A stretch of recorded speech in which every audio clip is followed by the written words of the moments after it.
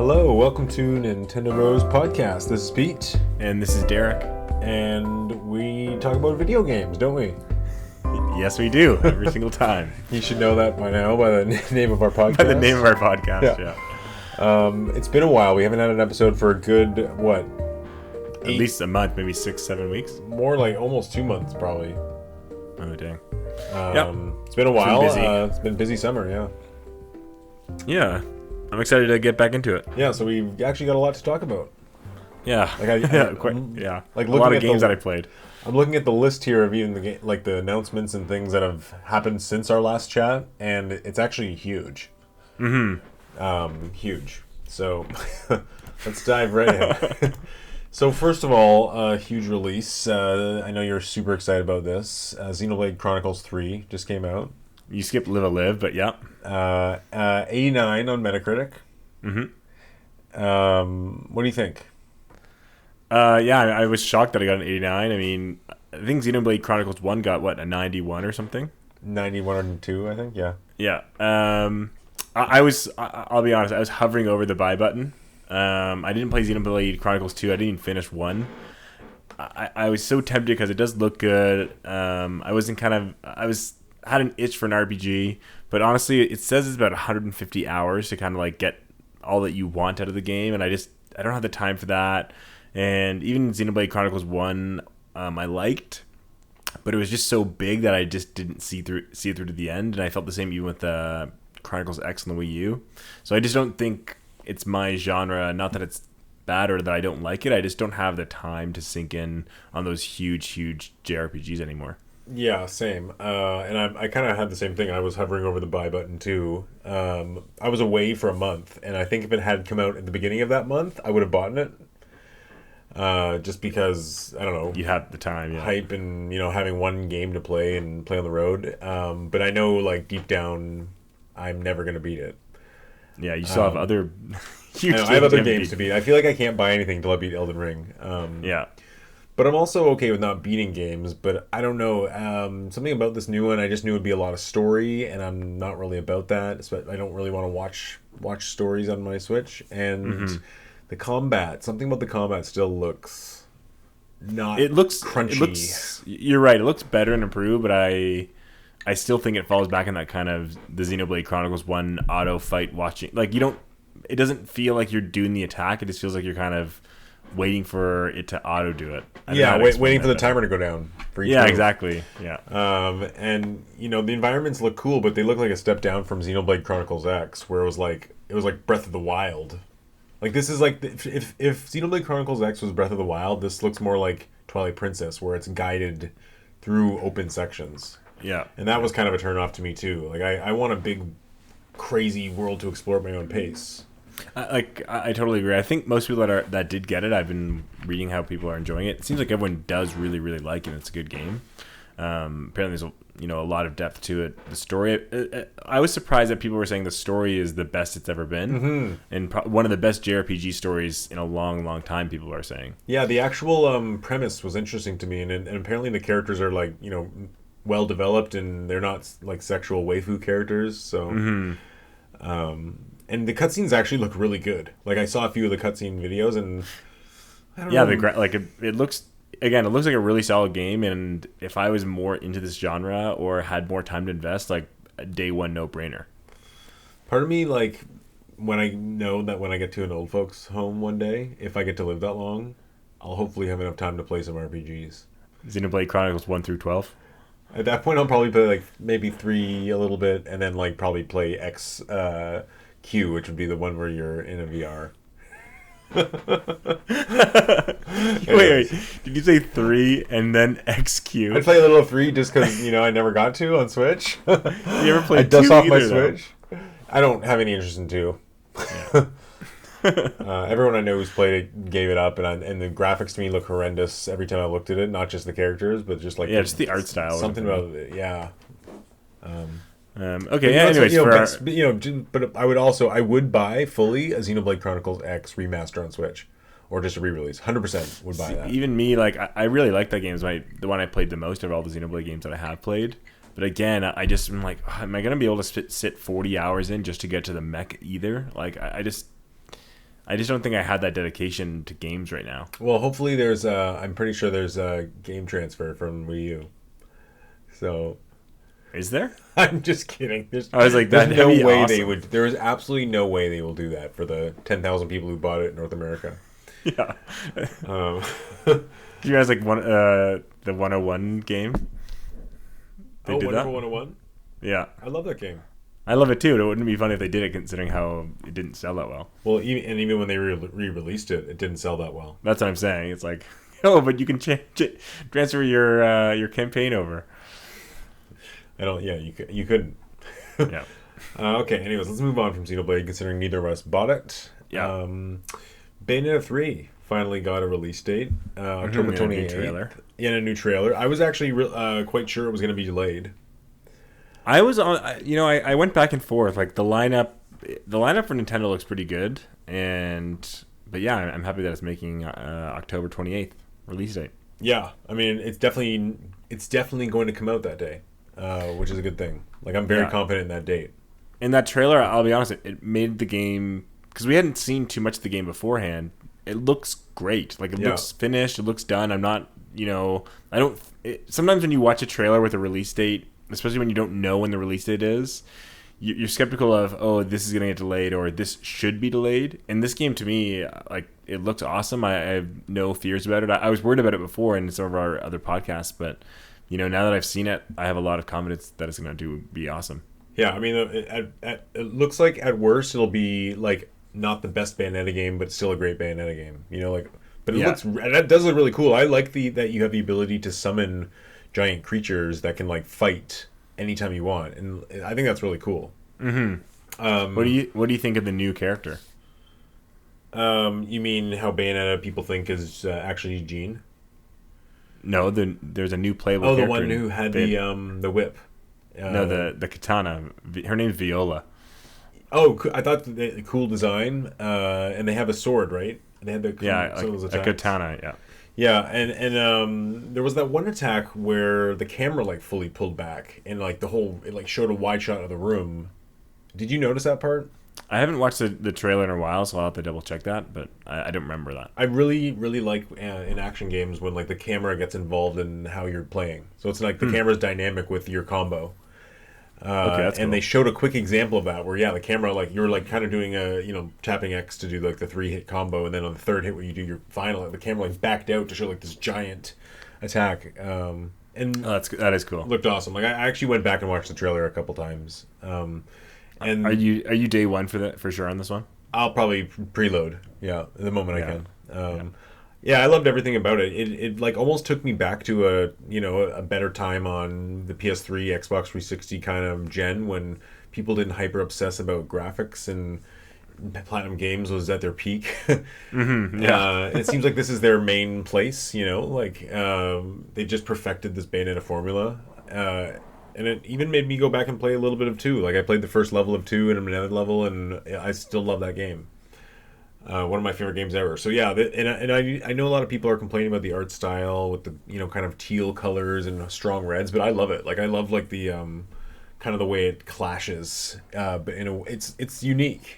I think it looks great. Like to me, it's honestly it could be my game of the year or very high on my game of the year list. Yeah, Like I probably won't get it day one, but I'm hoping to get it for Christmas from a parent or someone, just because I don't mind waiting that extra couple of months for it. What percent on Metacritic would make you buy it day one? Oof, that's a good question. I would say if it got a 92 or higher. Wow, so it has to be the best one in the series, and like. Just because, again, it's not that I'm not getting it. I'm not even a maybe on it. I am definitely getting it, but it's not a game I need day one into my veins. Okay. So I don't mind waiting till Christmas or, just when I have a little bit less financial stress about all the purchases those months was for games. Listeners, please send Derek money to our YouTube channel. Listeners, instead of subscribing, it'd be nice if you just mailed us some games. We'd, mail us some games and we'll talk about it. Yeah, we would like that. Yeah, even if it's a game you made, that'd be cool. Yeah. But yeah, so I really am excited for it. I just not a day one, just because of money. Yeah, well, I wonder like how it'll end up doing. Like, I think it'll probably be the best-selling Bayonetta game. Oh, I think easily, yeah. But I still think it'll kind of hover around that Metroid Dread, maybe 3 to 5 million mark. The thing is, it's I think, is it an M-rated game? I'm sure it's an M-rated Yeah. game. It's you never know how many people on the Switch are going to know about Bayonetta and be able to buy an M-rated game and like own a Switch and want to buy it. So, Yeah. but again, Bayonetta has a big kind of cult following, and it's the only system to get Bayo 2 and 3. Mm-hmm. And yeah. One. Well, you can get one on. Yeah, you're no, right. You can get one re-released on PS4 and yeah. everything. I know. I'm really excited. I think it's like going to be one of their holiday big games. I know we both guessed it would get 85 on Metacritic, but after that trailer, I'm thinking a little bit higher. Yeah, 92. I don't think it'll get 92. Honestly, I think it'll get between 85 and 90.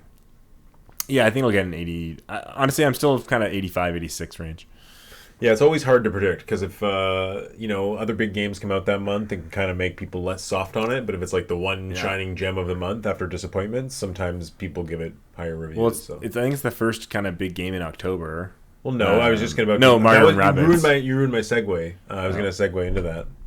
Well, I didn't know we were done talking about So, speaking of, months being busy, it depends on how Mario and Rabbids Sparks of Hope got an announcement and a reveal trailer and all that. We didn't talk about that last time, did we? I don't think we did. Trailer came out after. Yeah. So this got a big reveal over the summer, and I think it looks great. It comes out October 20th. Looks like the first one, but better animation, more options. Has Bowser now. It's not grid-based movement, which is interesting. Is that only in the overworld though? No, it's in the combat now.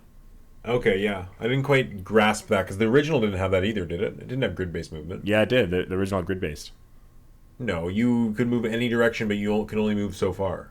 Yeah, but you can only move so far based on grids. So you always ended up in the same. You always ended up in a you could walk somewhere else in that grid space, but really didn't matter because you're in that grid space. Interesting. Okay. Where this game is now radial. So like where you start, there's a radius circle around you, and that's where you can move. Interesting. Okay. Yeah. Well, you're also, I believe, the overworld doesn't have when you get. It's a little bit different how they structure it now, right? Where the original, the overworld is really just connecting between level-style rooms where you played against enemies. Mm-hmm. And now it's more like a open world where you can go in different directions and get involved in puzzles and side quests. But when you touch an enemy, you go to a separate little battle zone. Oh, that's cool. I didn't know that. That's awesome. Yeah, which I think is really cool and almost reminds me of like kind of Mario RPG. Just going to these little kind of grassy or snowy Mario areas and having these battles. I think this game's going to do really well. This is one that I don't think I'll get on day one. So I'm not going to get a day one either, even though it's just like Bayonetta 3. But for this one, the price will go down. And I actually am going to wait for the price to go down on the gold edition. Because I didn't get the DLC for the first one, and I wish I did. And, I mean, the gold pass or whatever, gold edition for the first game now is like $20 or $30. You know what my friend did? He had the whole pass. He had the gold pass, but he didn't beat it. And in preparation for this one, he didn't want to get back in the main game, so he just played the DK one. And he said it was really, really good. Is that what you're? That's what I was saying about too. Is it so? You're actually speaking exactly what I was going to say. Is my plan is when this game comes out, instead of getting this game for $90 or whatever it is, $80. It's so disgusting. It will be $90 after tax. I know, yeah. What's the $40 of gas to go pick it up? Is to get the $10 DLC for the first one and make that like my new game that day. Yeah. I mean, that's less exciting than playing a big shiny new game that everyone's playing, though. Totally, but again, there's other games coming out that month that I'm getting, and the month after, and I don't have time to play them all, so I got to kind of pace them out. Well, what do you think? Do you think Sparks of Hope will be a lot bigger than the first one? I think it will be better in every single way. Yeah, I just wonder if the sales will be better. I don't really know how well the first one did. I mean, it came out kind of early in the Switch's lifetime, where there wasn't as much competition. But again, like this game, it has Mario on it. It has Rabbids, which are actually pretty popular with kids. and it has now an established kind of franchise running for it. I don't know. I think it will definitely do better than the first one. I think. And it's interesting because I guessed a 86 for it, and you guessed an 83 for our Metacritic review scores. Yeah, I think it'll probably be in between ours. To be honest, You think? I almost think it could be 90 plus. no, I do. I think of any holiday game that could do really well, I think it's this one. Oh, I think Bayonetta 3 will do better than this game. Oh, I don't think so. You want to do a side bet for 5 more points? 5 more points? Yeah, if Bayonetta 3 does better, I get 5 more points No, in our let's game. just we'll make a gentleman's bet. Yeah. Okay, well, it's on recording now, so our listeners have heard it. Anyways, let's move on. Another game we're both not getting. So Pokemon Scarlet and Pokemon Violet had another direct today. Yeah. Did you watch the full 20 minutes? I saw the 6-minute trailer. I didn't watch the full direct. I skimmed through the direct. It was a lot of like apps and different mobile stuff. Nothing. But then I watched the actual trailer for the Scarlet and Violet. Okay, so what did you think? I think it looks really freaking awesome. Surprisingly, I'm very, very stoked for this game, and I haven't played a Pokemon since Sun and Moon back on the 3DS. But yeah, I honestly may get this. I have a toss up between 3 different games, so which one I want to spend money on. And this is one of them, and yeah, it's just hitting all the right notes for me. I like the world map. I like the aesthetics. I think graphically, it's such a huge improvement from the last Pokemon game I played. Looks better than like Arceus. Totally. I like that it's open world. You can fly. There's co-op. Can you explain the co-op to me? I still don't understand how that works. I think people can just kind of join the same game, and you can run around a certain area of field and catch Pokemon. I don't really know. I don't think they've officially shared everything, Okay. but I don't know. The co-op looks cool. So yeah, I'm really stoked on this one. I hum and haw about whether I'll get this day one. I'm more likely to get this day one than Bayo 3 right now, to be honest. Interesting. Yeah, I mean, when this game comes out, it's going to be huge. So it'll be part of a cultural zeitgeist. And a lot of my friends still play Pokemon, so it'll be fun to kind of play with them and trade with them or talk to them about the game. The other thing I noticed just watching the trailer is I actually really like the Pokemon designs. Like, they don't feel like Sword and Shield looked incredibly stupid to me, a lot of them, and questionable through the generations. But this one looked pretty practical. I liked it. Yeah, there's a Pokemon called Fido, and it's a dog Pokemon made out of like cinnamon buns and stuff. That's million drawings and I've already like, made. And like the dough in its name is actually spelled like Dough. It's awesome. Well, I just invented a multi-billion-dollar property. Yeah. Just with that alone. Yeah, it looks cool. I'm hoping they can pull it off. I mean, if it actually is what they say it is, then it will be the biggest and best Pokemon game ever. Totally agree. Almost the Pokemon game that people have probably dreamed of. Yeah, I think they're heading in the right direction. Is the best way to say it. Same. I think there's still things to cover, but yeah, everything's hitting the right notes for me on this one. So if I'm gonna jump back in, it will be with this one. Like, you know what's crazy? Like, over the years, as graphics improve, like, if they keep going in this direction, eventually it'll just be like better than Red Dead Redemption 2 level graphics at 60 frames a second in 4K Pokemon, and that'll just be like not like even a dense world with like, and that'll still be like Pokemon flying in the sky, and that'll still be way behind the times. Yeah. I hope I get to see that one day. Maybe. Hey, 10 years, 20 years, 30 years. Hopefully. Wait till the graphics are that good, and then you're also doing VR and you're doing Pokemon. Sometimes I think the best part about like living and getting older is seeing video games advance. That's your main goal, to stay alive.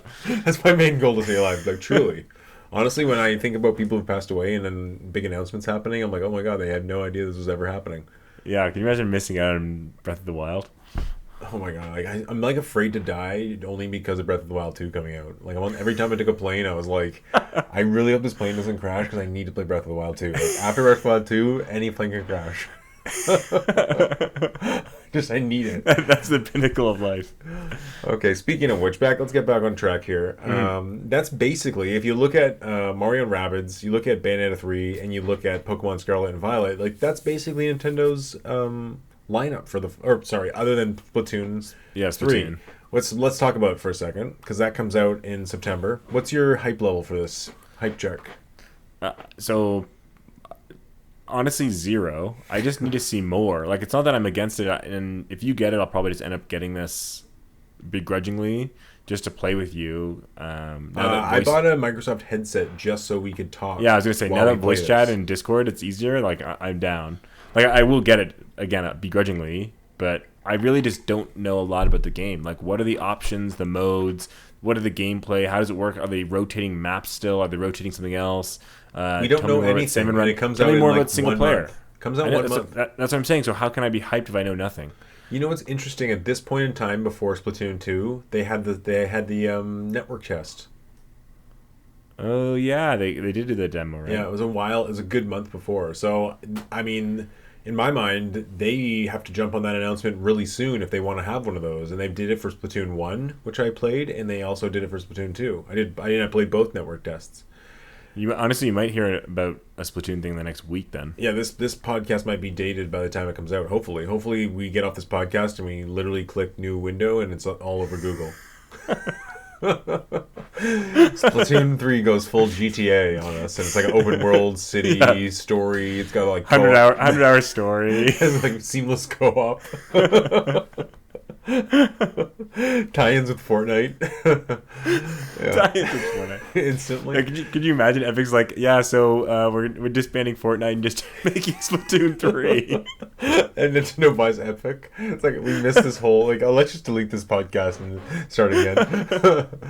Okay, well, that's probably not going to happen. But yeah, I'll get this day. I'll get this day one with you again. I would rather get Pokemon or Bayo 3 day one, but this one is like the one I will get day one just because it's co-op or it's multiplayer games. You really can't miss that boat, right? You either jump in day one or you don't jump in at all. Yeah. I find. Well, no, Splatoon lasts forever. Trust me. Me and my friend jumped into Splatoon 2 years later, and I got right back into it, and we had a great time. Of course, yeah. I just people just get harder. Yeah, and I honestly, it'd just be fun to play with you. Like, I'd worry in like 2 months you wouldn't be playing this game anymore because Breath of the Wild came out. For me, Splatoon 3, it's one of those things where I am not excited about anything yet, but I'm like sure they're going to show something exciting because they've been so quiet about it and we've seen so little, and like everything we've seen is old. Like they know what they're doing. They're like, they can't possibly just be like, here it is, plop. I really think they waited for Xenoblade 3 to come out. They're going to give it a week to breathe, and I bet you like next week on Tuesday, they're going to say, here's a whole bunch of stuff, network test in a week or two, boom. Okay, yeah, and hopefully by then we'll have another podcast to talk about it. Hopefully by next podcast, let's be honest. Mm-hmm. Do you think that's it, though? Like, with that in September, and then October stacked with those other 2 games, and then, the Pokemon Giant in November, do you think that's Nintendo's holiday for Switch? I mean, they have third-party games coming, too. And Silk Song is a pipe dream. I would love it to come out. It could come. What third-party games are you talking about? Well, I know the Diofield Chronicles, I think Harvestella, like some of those Square Enix games are coming to the Switch. Yeah, so I mean, I don't think those games are going to be necessarily huge, and they're not exclusive. But you don't think like Nintendo... again, there's things like there's Mario Kart 8 DLC that we can talk about. That there should be another one coming out in December around that time, and there's also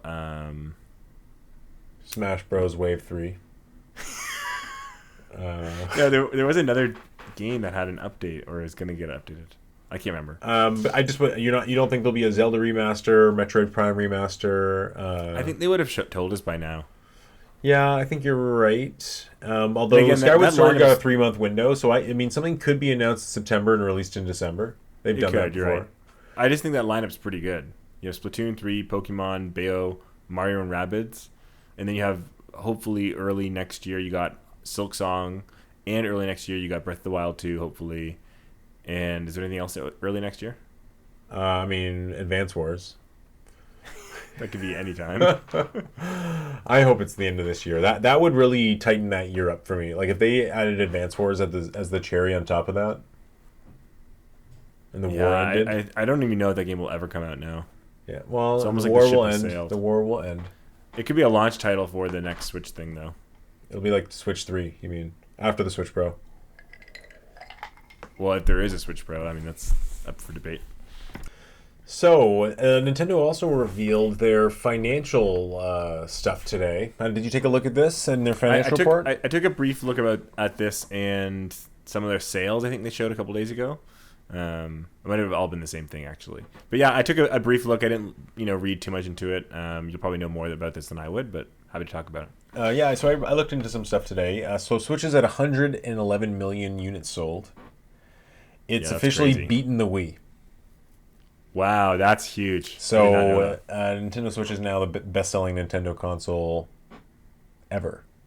Other than the DS, but I mean as far as console. If you call it a console, maybe it's a tablet, whatever, hybrid. They also released some game sales. And unsurprising is that Mario Kart 8 Deluxe is now the highest selling Mario Kart. I think it was before. Yeah, it was before. But it's just... What is it, 43 million or something? 46.8 million now. And that's just Deluxe, or is that... That's just Deluxe. That's insane, eh? Yeah, so over the last quarter, it added 1.5 million, which was one of the highest selling games of the quarter. I know. You think about when the game came out. Could you you gotta imagine Nintendo being like, yeah, let's just put Mario Kart 8 on this system until we can get Mario Kart 9 going, and the sales just were so disgustingly good. They're like, okay, let's just postpone Mario Kart. I don't want them to ever stop with Mario Kart 8. Just keep doing DLC for it forever. It's such perfect gameplay. I know. I almost think the next one, like Mario Kart X or whatever, should just be this game as the base game, updated graphics, better online, better functionality, and then just keep adding more courses. Yeah. Like, hey, here's the 100 courses from this. Now here's 10 more courses that, something like that. Yeah. I'd pay for it. Me too. Other games that sold a lot really well. So they basically announced the sales of the last quarter, but, through that have announced like the overall sales of a lot of these big games. Mario Strikers sold 1.9 million since its release, which is pretty good. It came out a month ago. That is pretty good. We were really unsure about how that would do. Yeah, I mean, it's still a little less than the Mario Tennis, but around where Mario Golf sold. Okay. And its first opening, and also much higher than the GameCube version, which I thought was interesting. So it's still an improvement. Like, it's not like the Mario Striker series has ever been a huge seller. Even on Wii, it didn't sell super well. Has it beaten the Wii version though? Not yet, but I don't believe the Wii version has many more than 3 or 4 million. It's not like any of them. It's not like any Mario sports game has ever sold 10 million copies. Yeah. And maybe they just don't have the potential. Maybe that's why the budgets are never quite there. Kirby, interestingly, in its second quarter of the year here, did 1.8 million sales, which is more than Mario Kart did. So it actually sold more. Kirby's selling more than Mario Kart.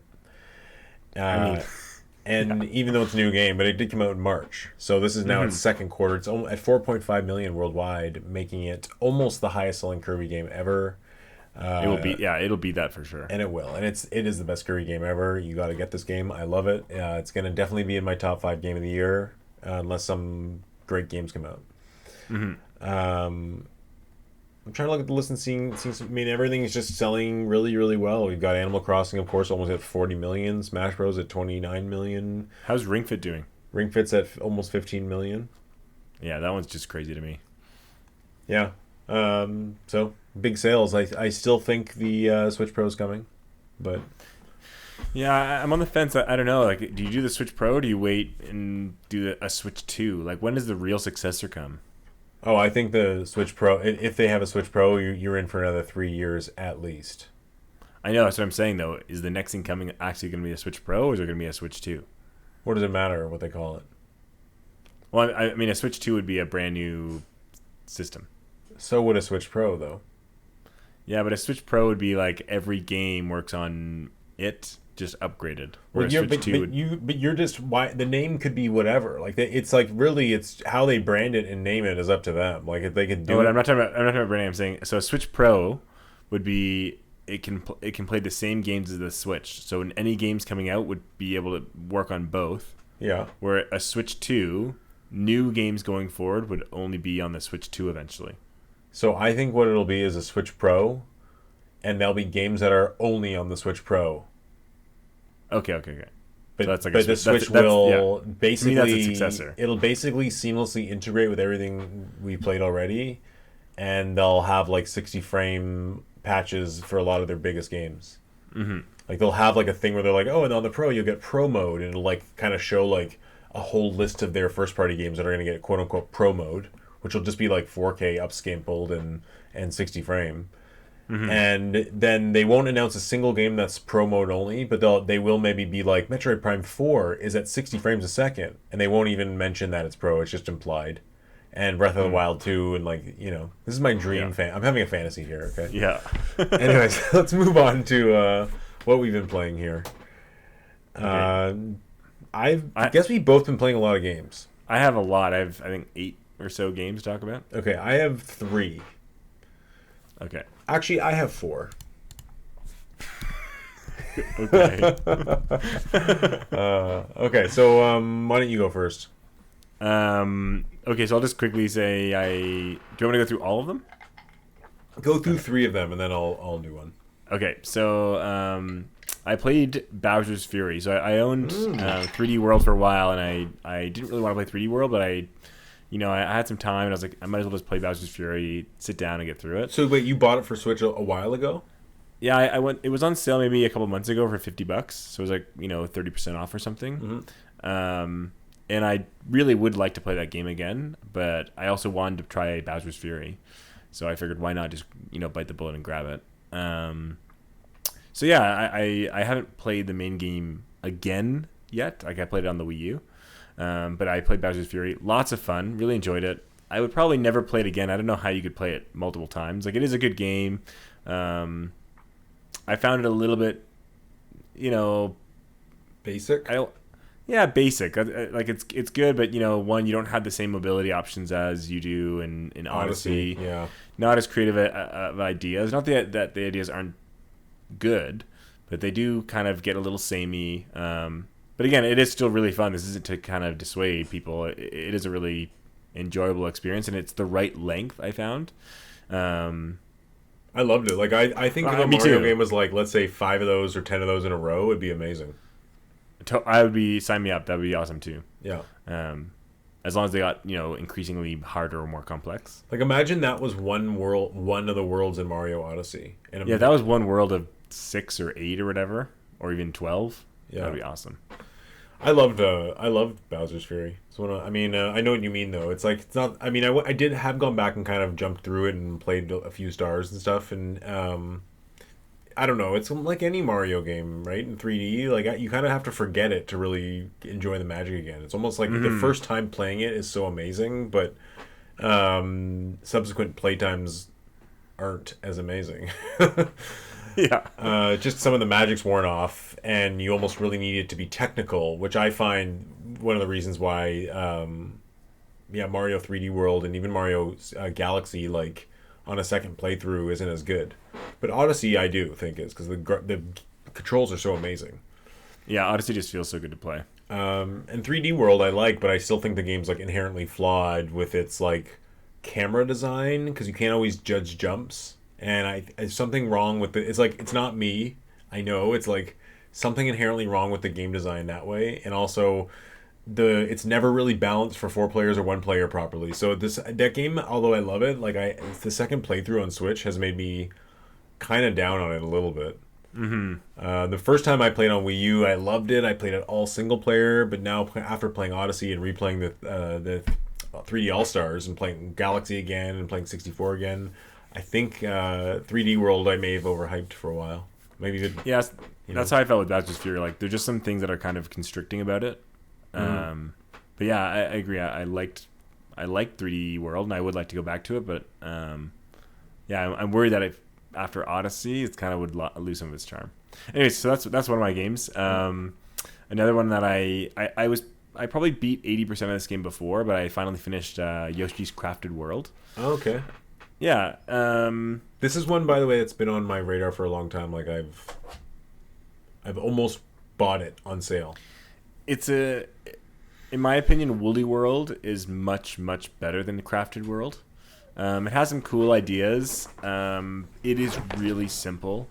I do like the art design. It's really creative in how they do some things. But overall, it just kind of it feels a little bit like a walking simulator at times, where it's just so simple. Some of the bonus levels, like after you beat the game, there's only about 3 or 4 of them, where the game actually was good to me. I was like, oh damn, like this is actually really fun. And then the bonus levels are over after 3 of them. So, oh wow! So like once it gets really hard and good, it's okay. It's over. Yeah, like the whole game is really simple, and then you unlock these 3 levels by finding the other collectibles, and they're like wickedly hard.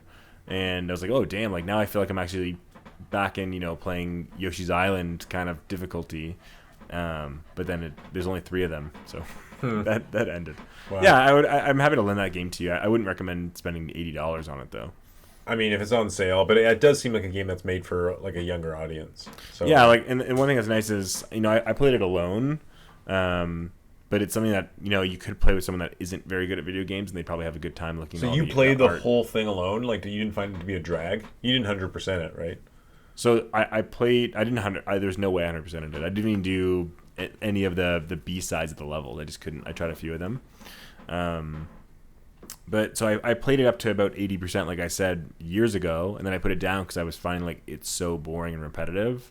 But then I was like, oh, I might as well just go. I haven't played it in a long time, and I picked it up a couple weeks ago, and it was nice to finish off, and it wasn't as boring because I took that break.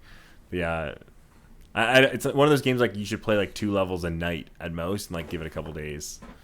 Yeah, I did play a few with co-op with a friend, like the first few levels, and it was okay. But I didn't really appreciate like what it was trying to do with the 3D, 2D thing, and shooting eggs felt a bit weird. And overall, like I just think Woolly World is a lot tighter. Way better. I actually really hope they do release Woolly World on Switch, because I think that'd be an easy, like if that was the game they announced to come out in October or November, December, just like a port, I'd be so happy. I'd be happy, and I think they might do something like that because they definitely need something like that.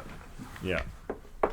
So that's a second game. A third game that I played was Crash Bandicoot 4. I put it on the PS5 because it was free, and it's okay. I mean, it's the same as the other Crash games. There are some highs, like some really great moments, and some of the power ups that you get are really cool, and they add some cool gameplay. But there are also like some really like just crappy parts of the game. Like I don't know if you ever felt this way when you play Crash Bandicoot, where you die and you don't really know why you died. Like it didn't feel like the jump was good, or it didn't. Yeah, the controls aren't tight. I actually played Crash 4. I played it on Switch. Oh, okay. So again, like there's some cool levels, and the last level is really really good.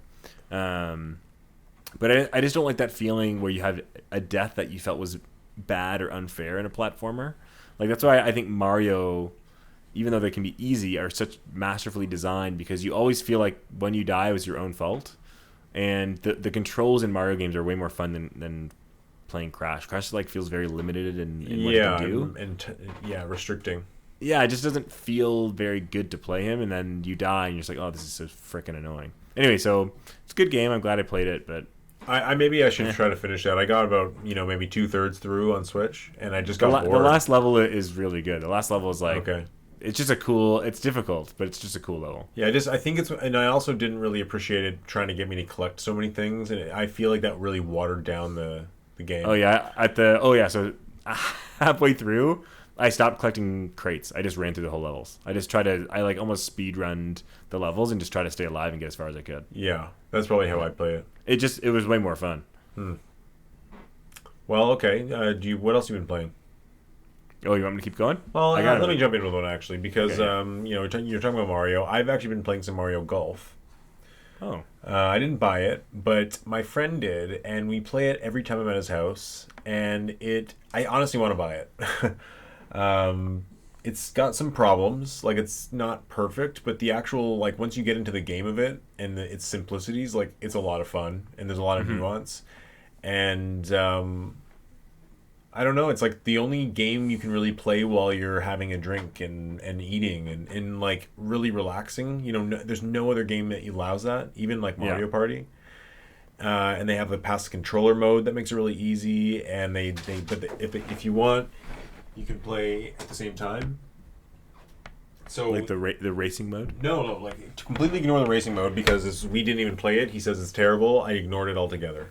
He said, but he did go through the single player and like level up his guy and everything just so he could. So he got into it. But like just playing regular mode, you can do split screen. So like you and I are just golfing on one side, you're on the other. But that's pretty cool actually. Yeah, it is pretty cool. But we decided to take turns just because it's just more fun. You get the full screen, and he turned the music off, so we just heard like the environments, and it was chill. It was great. Like that's kind of what we do now. The question I have is, do you know how many like courses there are in that game? Yeah, there's about I want to say 10 or 12. 10 or 12 courses of 18 holes? Yeah. Okay, damn. After the DLC, yeah, like the first two are like both like one's like a beginner one, then they have another foresty one, then there's like a desert and snow and New Donk City, and there's a bunch of stuff. Because I really like Mario Golf more than I like Mario Tennis, and I was always tempted to get this game just because I like playing golf games. I gotta say, like it's not necessarily one of those games. Like it's still a 7 out of 10. Like even when you're playing golf, like the controls, like you're like, why can't I get a good view of this? But it's still just like I don't know. It's just fun and addictive. You want to do one more? Okay, maybe I'll add it to my radar. Yeah, another game I've been playing and I beat was Leckhead. I don't know where I saw it. Some YouTube channel was like, "This is amazing." So it was on in one of the Nindy World. I remember seeing it, and that's why I saw it. I remember seeing it on the Nindy World and being intrigued by it. But the YouTube review is what made me. It was also this game was also I mentioned it to you in one of our podcasts. I think it was on a Game Maker's Toolkit challenge where he challenged everyone to make a game based off the word connect. I think. Oh, weird. And so like people had I think 48 hours to build a game, and there was like 2,000 submissions, and he showed 50 of them on his channel, and this is one of the ones he showed. So it was every person had a different idea on what it meant to connect, but this is his idea. So when you connect to the floors, it connects the electricity, right? Something like that. Kind of, yeah. It's cool. I liked it. It's like a short game. Like you would probably beat it in an hour, maybe two. Okay. It's very basic, and it has kind of a cool. I don't know if it's a spoiler, but like it has one of those kind of like break the wall, like Baba Is You things at the end, which is really cool. So I don't know. I liked it. 2 hours long. I think it's like $9. Okay, it's not so bad. Yeah, I mean, if I have nothing to play, I'll grab it. But yeah, or it'll probably be on sale for like $3 or $4 eventually, right? Yeah, exactly. Okay, so what else have you been playing? So what else have I been playing? So I played Little Nightmares 2. Did you ever play the first one? Yep, I'm like halfway through. It's awesome. You'll never finish. So yeah, I just know. So yeah, it's as good as the first. It doesn't really do much different than the first. Can I ask you a quick question? Did you play them both on Switch? Yeah. And I found the load times every time you die very annoying. No, I don't think there's any load time in the second one. Oh, there's not. Okay, because the first one there's a nice hefty load time every time you die. There might be like 3 or 4 seconds. Like I think the screen just goes dark and then it pops up again with you. Like it really wasn't noticeable at all with the second one at least. Okay, but yeah, okay, go on. Tell me about it. Anyways, I liked it, and some of there are some really kind of creepy, tense moments in this game, similar to the first one, but again, there's nothing revolutionary. Like you could say this is just the second half of the first game, and I'd believe you. Okay. Yeah, but it is really good. I mean, I think I got it for 60% off or something. It's worth playing if you like the first one. It's one of those games that's on sale a lot. You're right. I actually have both, but I kind of told myself I'd play the first one before the second one, and I don't know. I like it, but it didn't grab me like something like Inside. Yeah, the story isn't as good, but I just find some of the boss enemy kind of things can be really creepy. Well, so far there was moments in the first one so far that I thought were like awesome, like just cool lighting and just a really cool art style and just the gameplay style I really like. It's yeah. Cool. You should keep playing the first and then do the second then if you have them already. Then I also I want to talk about this game called Ghost Runner. Okay. So it was on PS Plus, so it was free, but I'd heard about it last year too, and I wanted to give it a go just to see what it's like. And I frickin' loved it. Is this the first-person shooter that's a speed run that you're speeding through? Yeah, it's like the best way to describe it is Mirror's Edge meets Katana Zero. Sweet. It's so freaking good. But it is truly, if you get hit once by an enemy's bullet, you're dead. But you also one hit kill everything, and you have you have insane mobility. So it's like, oh, you're in the air, you dash to the side, you run up the wall, and then you dash down again, you slice someone, you dash through them, and then you jump up on the wall, and then you slide. Like it just gets so wild. But it is kind of like that level-based game where you have to clear the room or clear the platforming section. It's like a roguelite a little bit. No, it's not a roguelite. Like if you die, you just go to the start of the room. It's almost like Celeste. You know, you clear the room and then cool. I like that. Yeah, and it's. I mean, there's a lot of platforming without enemies, but even with the enemies, it's platforming more than it is action or anything else. It's really good, fast paced. It reminds me a lot of kind of that Titanfall mobility. You know what I mean? Like it just feels good to run around and do things. Is this only on PlayStation?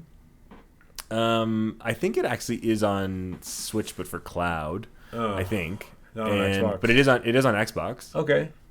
But I don't know if it's on Game Pass or anything. I just had it for PS Plus. I'm definitely gonna check that out. It really, really is it's a great game. It is challenging, like Katana Zero, where like you are doing in the same room sometimes like 10 or 12 times, just to kind of get dodge all the bullets and kill them all. But again, every single time, it was super freaking fun. And the game's not crazy long either. I think it's about 8 hours or so. Oh, you beat it? Yeah, I loved it. There's a hard mode.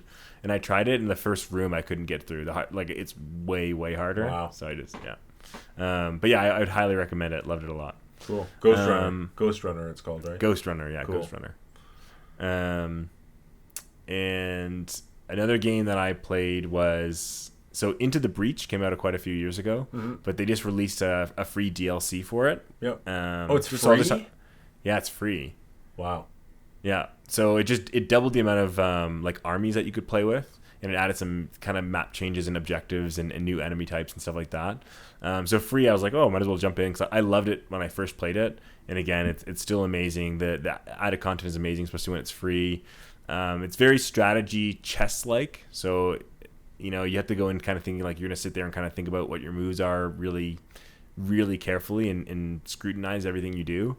But yeah, super fun. Would you say it's the better of the Wargroove, Fire Emblem kind of games? Totally. I wouldn't say it's similar to those. I would say it's more, even though I wouldn't say it's close to this game either, it's more like Final Fantasy Tactics. Kind of.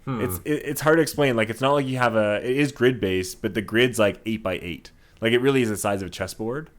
And you only get 3 units, and you have to use those 3 units, and then your turn's over, and the enemy goes.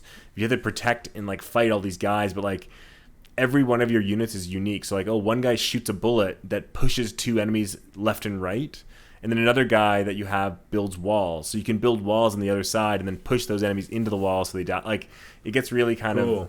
It's really, really, really good, but it is a very strategy methodical game. I like the graphic style, the pixel art. Yeah, and apparently it's on the phone too, and people are saying because it just came out in the phone version. People are saying it's amazing on the phone. Oh wow. Yeah. Why don't you go? I have 2 more, but okay. Go. I mean, I only have 1.5 more. One of mine is just playing more Shredder's Revenge. I don't know if you stopped playing it, but I've still every time I'm with someone new, we end up playing it. Yeah, I played it a bit. Not really. I should get back into it. I mean, it is kind of one of those things where like, how into it can you really get? It is to me really just a social game that's fun to romp through really quickly, or a few levels really quickly. But like, yeah, there's not too much depth to play by yourself. Yeah, it's not like I'm gonna sit there and find out how to beat on hard by myself or anything. But I still love it. I don't know. I'm playing through it again. It's one of those things where it did feel like it came and went when it came out, but it also feels like it's something I can so easily pick up anytime that it'll actually live longer than some of these other games. I think it kind of came and went because like you said, there really is no depth or substance there. Like it's a really, really fun game and enjoyable, but it is shallow, right? Yeah. Like so everyone played it, they downloaded it, they had a good time, but after like a week, there's really no reason to keep posting about it or talking about it. It's like, it's a good game, I'll pick it up when I'm in the mood. But yeah, I mean, it probably would have done better if it had come out in a different year than Elden Ring. How are those two things related? It's like Elden Ring just takes all the wind out of the room. Yeah. Anyways, the last thing I've been playing a lot, I've been on the road, is well, actually, I did start a new game, Metroid Dread, but I know you don't want to talk about that. No. I've been playing Portal 1 and 2. So I've been playing. Oh yeah. Okay. Yeah, I've been playing Portal 1 on my own. I'm nearly at the end, and then yesterday I was playing Portal 2 co-op with my friend. We got pretty far. I mean, we were crushing it, and both run really well. Portal 2 has like more load times, it feels like, where Portal 1 feels more seamless.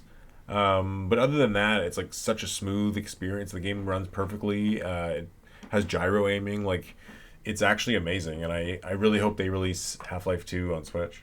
And you've never played either of those games before, eh? Yeah, no, I had it on PS3, and Okay. I think I beat Portal co-op. I don't think I got to the very end, but I got far. That was it. And Portal 2 has its own single player as well, right? Yeah. Yeah. Yeah, I played them both on PC. I downloaded them, and I agree they're really, really good. I'm glad to hear the Switch versions are good. Mm-hmm. But I agree with you that I would like to play Half-Life 2. I've never played that game. Yeah, I really hope they'd release like a modern, like a Half-Life 2 on Xbox. Yeah. Kind All of my upgrade. friends are telling me, like, they're like, oh, you've never played that? It's like, how can you call yourself a gamer? I played it back on PC when I first got my first computer. I played it, but I didn't get far because I hated playing on a computer. Like, need it on a console. Yeah. Okay, I have two more games. I'm assuming you're done yours? Yeah. All right, my last two games. So the one I just kind of finished playing today, but I'm sure I'll go back to once in a while, is Tony Hawk 1 and 2 on the PS5. Yeah, it came out for PS Plus. I've been waiting. It's been on my wish list for like at least a year whenever the game first came out, just watching the price. And it never, on the PS5 version, it never went down. It stayed at the $65 the whole time, which really annoyed me. Where in the PS4 version was like $30, $25. So I'm glad that it was finally, the PS5 version was free. Yeah, I mean, I know you have the Switch version. I loved it. It's as good as, the way I would describe it is, it's as good as my nostalgia remembers the old game being. But better. Yeah, but better. But it's like, that's how it's like, if I went back and played the old one, it'd be like crap. But this is how my memory remembered that game. It's easy to pick up and play right away. Totally loved it. Yeah. Yeah. So I beat those campaigns and Same. enjoyed it. I just did one character and beat both campaigns. Yeah, I just did Tony Hawk and just beat them both. Yeah. And the last game I played, I just tried it yesterday while Tony Hawk was downloading. And frig, this game is really, really fun, and I'm probably going to play more of it, is Multiverses. So it's the Warner Bros. Game that just came out, or the DC or whatever it is, the Warner Bros. Game that just came out. It's like Smash Bros. It's free to play, and it's wickedly fun. Like, What makes it so fun? It just like, it's kind of silly, but it's like it's a Smash Bros. Game that like the online works really well. And you don't take it too seriously because it's almost not that good of a game. Like, it's not like it's super competitive, but it's just, I don't know, it's fun to be Bugs Bunny beating up Batman. I had a lot of fun with it. I'll probably go back and keep playing this week. It's just, I have nothing bad to say about it. Again, is it like taking off through like? It's pretty popular. Wow. Again, I wouldn't say it's an 8 out of 10. Like, I wouldn't say this is a game of the year, but it is really ridiculously fun. What are you playing it on? PS5. Okay. But I think you can play it on anything. It might even have cross progression, but it's it's really, really fun. Interesting. Yeah. Anyways, that's all I've been playing. Well, you need to play more games, Derek. What's the next game you're gonna get? Gonna get or gonna play? Get and play. So the next game I'm gonna get, just looking at my list, would be Splatoon 3. I'm assuming is probably the game I'm gonna get with you. But besides for that, would be A Plague Tale Requiem on the Game Pass. When does that come out? Comes out October 18th. Okay, you're not gonna get Cowabunga Collection? I'm not gonna get Cowabunga Collection. Wow. I want to, but you know, It's gonna be I kind of discount price. It's only like $20, I think. No, it's 50. It's more than Shredder's Revenge. I'm pretty sure. I'll double check. That'd be crazy. That's definitely my next game. I mean, I'd want it for the thing is like I'd want it for the tournament fighter, but I don't really have anyone that I'd play that with. I've never played some of those other Ninja Turtle games, so I just want to play like the arcade one and all those other ones like that I've missed. I just don't care enough to play like the same iterations with changes of Turtles in Time. Like I know they're different, but to me it's all arcade. To me, it was like growing up and seeing that other Ninja Turtles game on a system I couldn't play, and now I can finally do it. Yeah, I think you grew up. I mean, you're a much bigger Ninja Turtles fan than I am. You grew up with them more than I did. So it was just like I could never play fully the arcade one. I could never fully play the Genesis one. Like for me, it would be like if Pokemon released 1, 2, 3, 4, 5 gens on the same game. Like that wouldn't. I'm just saying that wouldn't totally, but that wouldn't matter to you. But to me, I'd be like, that's a day one. Even if it was just like the Game Boy graphics. Yeah, I mean, I'd prefer if they did like Fire Red and Leaf Green instead of the. You know what's gonna be? They're gonna release that, but you're gonna have to pay a subscription for it. Honestly, I could see them doing that. People would pay. It'll be like the Nintendo Expansion Plus, which will be like the Poke Plus, which will be like an extra $5 a month on top of it, and then you get a Pokemon Bank. You get all the classic games, and actually, you know what? If you got all the Pokemon games for free. Imagine it was just like the Game Pass for Pokemon. Honestly, that would be like, I would pay for that. Yeah, but would you pay $5 a month to have every Pokemon game always, and like including the new ones? If you also got Pokemon Home, then and it combines them, wouldn't that be amazing? That would be cool. Someone should make. I gotta be a CEO. I just gotta be the CEO of the Pokemon company. You know what I gotta say? This year, there's not really anything that's making me super excited. Yeah. Sorry, we sidetracked on your question. Cowabunga Collection. So yeah, the next game I'm gonna play is I even have a list for that too. I'm gonna play Alien Isolation. Oh. Yeah. It's on Game Pass, and I really wanted to play it. And I was reading a thread about the most recommended horror games. And that's like really, really high on the list. It's one of the only games high up on the list that I haven't played that I can play. It looks. So I played a bit of it at my friends, and I've seen people online play. It looks good, but a little janky. And one of those games where like when you figure out the AI, it's like. Oh, I heard the opposite. Where like it's fucking intense and scary because the alien is like it never stops coming for you. You should play with your headphones on in surround sound. I heard the surround sound. Yeah, it's crazy. I'm gonna do headphones on in the dark. I'm on PS5 tonight. Or is it on Game Pass? I'm gonna play on Game Pass. Nice. Yeah, my next game is probably gonna be Devil May Cry 5 because I bought it today for $13. Yeah, you'll really enjoy that. Let me know how you find the third character in that game. Okay. Other than that, I don't know. That's. What's the next game you're gonna buy? Splatoon 3? The next game I'm gonna buy? Yeah. Well, Cowabunga Collection and Splatoon 3. Yeah. I mean, I bought Devil May Cry today, so probably should stop and play. Yeah. I also really should. I really need to play Elden Ring. Like, I need to put. I know time aside. You probably have like 20% left, and it's not the best 20%, but just get through it. I know, but it's just like that hard. Like it's like putting time aside to like write an essay or do work. Like at this point, like it's not. I'm not drawn to like finish it. Yeah, the problem is you put games down for so long that you're never able to pick them back up. Well, you honestly are notorious for not finishing games. I just need more time. Yeah. Well, anyways, Derek, I think that about wraps it up for this week. Yeah, some small pieces of news and a lot of games we've been playing. And I think 2 weeks from now, we're going to hear a lot more news. Yeah, we'll have some, hopefully, Splatoon 3, and we'll talk about Mario Kart 8 DLC courses. Yeah, and the new F-Zero and all that other good stuff. Yeah. All right, well, this is the Nintendo Bros podcast signing out. See you later.